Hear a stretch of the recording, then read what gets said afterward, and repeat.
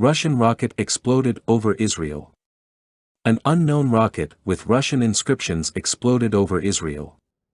The Israeli military found fragments of an unknown rocket on Israeli territory, on which Russian inscriptions were present.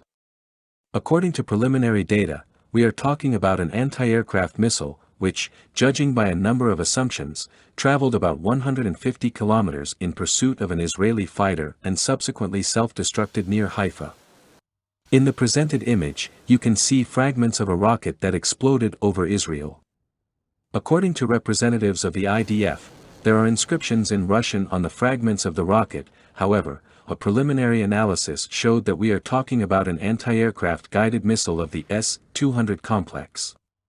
According to the Israeli media, we are talking about the same anti-aircraft guided missile that exploded over Israeli territory, but the launch of which was categorically denied by the IDF, arguing that we are talking about only one missile, the fragments of which were discovered earlier. As it turned out later, it was indeed the tail of the same Syrian anti-missile that flew into Israeli territory last week and caused an air raid in the Arab Triangle and in Samaria. The missile was fired at Israeli aircraft attacking targets in Syria, but, as is usually the case with Syrian air defenses, it flew past the target and deepened into Israeli airspace, reports 9tv.co.il. Previously, there were suggestions that the missile could self-destruct, having fallen under the influence of a friendly electronic warfare system, since, with its flight range, it could continue to pursue the Israeli aircraft.